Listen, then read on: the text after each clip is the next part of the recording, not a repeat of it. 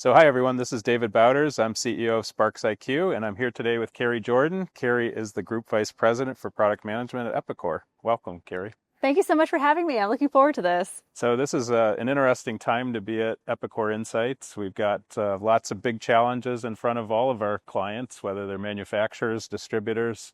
Everybody's trying to figure out, how do we thrive and survive in this turbulent environment? What are you hearing today? Yeah, it's hard because it's difficult to know what to do. It's difficult to know what's happening, to find the visibility into what even needs to happen. And so then it becomes very difficult to plan.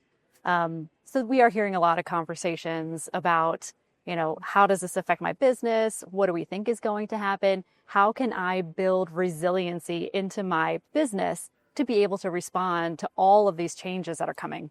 I think one of the things that's interesting, I think it was Warren Buffett who said, when the sea goes out, you get to see who's been swimming naked. Yeah. And I think for a lot of companies right now, they're realizing that the business practices that worked when times were stable are exposing some weaknesses in their business. What are your thoughts on that? Yeah. It's true. I mean, there are definitely gaps that we can see when there are times of uncertainty and new disruptions that happen, such as tariffs. It does then really expose parts of the business that maybe needs to modernize their technology, make sure that they have the right data in order to be able to plan for scenarios like this, and gives us an opportunity, right, to start to fill those gaps as business leaders to then take our business to the next level. I think one of the things that's interesting from a data perspective and also from a process perspective is so many companies haven't really wrestled their product data to the ground. They don't have good cost data.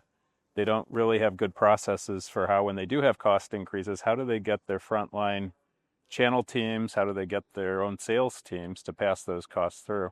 Yeah. Pricing is really one of the most important levers, and I think a lot of manufacturers still quite aren't there yet. That's true. Yeah, pricing absolutely is. And it's really interesting to see all of the ways in which technology is starting to really respond to these kinds of opportunities. So certainly in terms of AI and automation, there's so much that can happen in the pricing realm. And it's really fascinating. But in order to take advantage of those kinds of technologies that have to rely on past information to make projections, or even plug into pre-trained models like generative AI can do, you really have to have that strong foundation of data in place in order to leverage tools like that. And I think what we're seeing with a lot of both manufacturers and distributors is just a lack of process in terms of how they manage inbound cost increases from their suppliers. Obviously for manufacturers, it's a very messy problem because they have so many sources of product in different parts of the tariff regime. And when those are changing on a daily basis, it's very difficult. But whatever numbers they arrive at, eventually those cost increases have to get passed through to customers, or else they're absorbed by shareholders. What are your thoughts on how ERP software can help to mitigate that? Yeah. So it is interesting because with tariffs, there are so many different ways that it can affect a business. And like you said, it could be that, you have to pass the extra costs on to your consumer. There are also a number of ways that technology can help to mitigate that type of cost impact, such as modernizing different parts of the business in order to gain some cost efficiencies or savings in Automation. the business. Automation, exactly. And ERP technology can really help with that. I think a major way is to just first provide visibility into the business. So when it comes to having conversations about supply chain disruption and tariffs, it's like, well, what is going on? Like, how is this affecting my business? What part of the business is this affecting? What levers can I start to pull in order to help improve the situation? And so with a tool like ERP, it gives you visibility into the entire business as the backbone of your organization to then really start to understand, okay, what is affecting my business, where can I potentially pull those levers to make changes and help to really mitigate that risk? Yeah, one of the things you mentioned that I think is so interesting is, what are those levers for passing through cost increases? And one of the things SPARXiQ does for our Epicor clients is we help them to really mine their transactional data from a buyer's perspective, a very customer-centric perspective, to understand what is it that's driving price sensitivity to their customers. And so we can, you think about a typical manufacturer, distributor, they've got thousands of products, thousands of customers, millions of pricing permutations.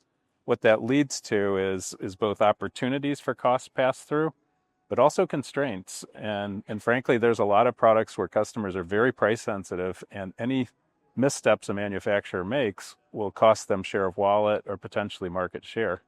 So we're helping a lot of companies now to really mine their transactional data, sort through the question of where do they have the best levers to pass through cost, and where are they going to need to hold back in order to maintain market share. And that's a very delicate dance for a lot of companies to master.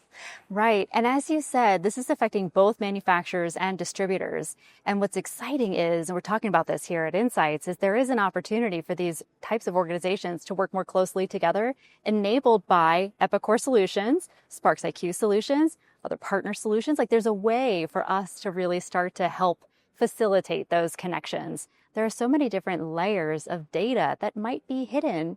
And if we can use these tools to build visibility in, perhaps we can really start to unlock some interesting insights for business leaders to allow them to coordinate some of these, transactions that need to happen and improve, the overall profitability of the business. So there's a few different layers to it too. So if you think about, for a manufacturer, what are the different pricing layers that have to be optimized? One is the list price. So these are the reference prices that trade discounts are expressed along.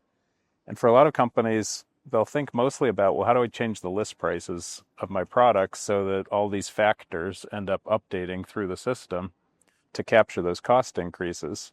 But there's a couple of other layers that are really important. And one of those has to do with customer-specific pricing agreements. Mm-hmm. So some of the distributors, for example, may be on standard channel discounts, but there may be particular end customers or big projects where they have deviated pricing. Yeah. And there the question becomes, how do we decide how much of our cost increases we're going to pass through, how much of it we're going to absorb? Maybe there's some market share opportunities there. And how quickly you can make that decision, especially in times of such uncertainty and change, is of the essence. I really like that point because, it's not just a matter of getting the answer right. It's about getting it on time. And right now, a lot of companies, I think they're maybe overthinking things in some ways because they're trying to come up with a single perfect answer. But if there's anything we've learned over the last couple of months, 100 days, whatever that period is, it's that the answer changes almost daily. So and true. If the answer's changing almost daily, you have to get comfortable with imperfection. But it's better to be imperfect and quick than to be perfect and late. Yes. I think that's one of the things we're seeing now. Right on. Yes. Speed, how quickly you can make that, accelerating the time to value is actually, really important to Epicor, and I know it's important to you as well. It's how quickly can we help these organizations gain insight, make that change in their business, and then get on to the next thing because it's coming. So one of the things we do at SPARXiQ is we get a continuous feed of ERP data from our manufacturers and distributors, and then we can very quickly help them to model what are the right pass-through factoring rates. Like maybe on certain products, 100% gets passed through. On other products that are very competitive and where, frankly, companies are trying to take share, it could be 10% or even 0. And so the ability for companies to quickly translate data into targeted pricing actions is so important. And a lot of companies just haven't had to dance that quickly before. Yeah. And that's what's creating a lot of the challenge that we're seeing today. And to your point, perhaps they are overthinking it. And it's a matter of just ensuring you have the right data and the tools in place to get that insight. One thing that we're seeing also is that a lot of companies are trying to figure out, what are my competitors doing? Yeah. Like how much I move may be a function of, well, how fast are they passing things through? And it's really challenging because it can be very ambiguous. For example, one competitor may announce a list price change the day after a tariff change. Yeah. But are they really changing street pricing? That's a little bit more complicated. And so a lot of gamesmanship goes on. Manufacturers announcing in one direction, encouraging following by their competitors. But at the street level, they may be actually making market share plays. Yeah. So it gets to be pretty complicated. Yes. And it's hard as a business leader to really then look at all of this and decide, where do I even focus my investments? How do I, make sure that I am focusing on what I need to focus on? How do you see them And how do you recommend they prioritize? Well, I think you have to start with who is your ideal customer profile? Who are your best, most important customers? And then take a very buyer-centric approach to what you're doing. Yeah. And I think that's where a lot of companies really miss it because they start with a seller-centric approach. Like, what are the most important products to us? What do we have the most inventory turns on? And while that's important to the economics of the seller, it doesn't get to the heart of what's important to the buyer. And so at SPARXiQ, we implement methodologies that are very much buyer-centric. We look at it from a buyer's perspective. What are the products that they have the greatest pricing transparency on? Where do they spend the most money? What's the most repeatable products that they're purchasing? When you have a buyer-centric approach to this, then you can be more transparent. You can actually say, we've intentionally built our tariff pass-through strategy around what matters to our customers.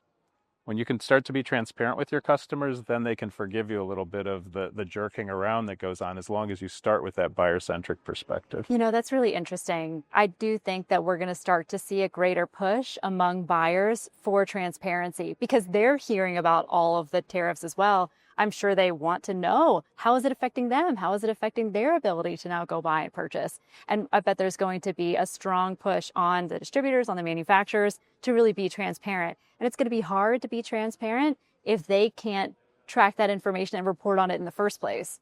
And then there's another layer to it, which a lot of distributors, it's easy for us today to talk about it from an analytical perspective and, a systems perspective, but let's not forget there's a whole extra layer of this problem, which is the field. And how well do we get our sellers to be able to communicate with our customers? What's going on? How are we managing this chaos? And for a lot of sellers that are just in that order-taking behavior process, they're going to really struggle to engage their customers and add value in that situation. So I think it is raising a weak spot for a lot of companies, which is, have we really trained our sellers to be that value-added partner to our customers where they can have these tough conversations, where they land on the right footing? And I do think, there's such a great focus right now on upskilling employees, right? We're talking about the age of AI and how do you interact and use AI to really empower your workers. With all the supply chain disruption, material shortages, there's change that needs to happen on the shop floor. And then to your point, those in the field that are actually selling, there's just so much need for training these days. Yeah, one of the things SPARXiQ did very early in our journey was we focused on what are the core value added skills that frontline sellers need to be able to be that kind of trusted partner to their customers. And what we're seeing as we engage with sales forces is a lot of them, training is one of the first things that gets cut whenever the economy is uncertain. And I think if anything, the age of AI is saying you're probably going to have fewer salespeople, but they're going to need to really elevate their game. They're going to need to add value in ways machines can't. And they're going to need to be able to engage their customers in, business conversations, not just features and benefits of products. Definitely, definitely. Yes, I think there's going to be a lot of new opportunity for a lot of folks to get upskilled. And what a great opportunity for them too, to then take their career to the next level. It's not just about the business benefits that it's going to provide, but also each one of those employees has a great opportunity ahead of them. Well, it's a very exciting time to be in manufacturing and distribution. Kerrie, I want to thank you for taking the time to meet with us today. For sure. Thank you. I really appreciated this. Thank you. Take care. Thank you.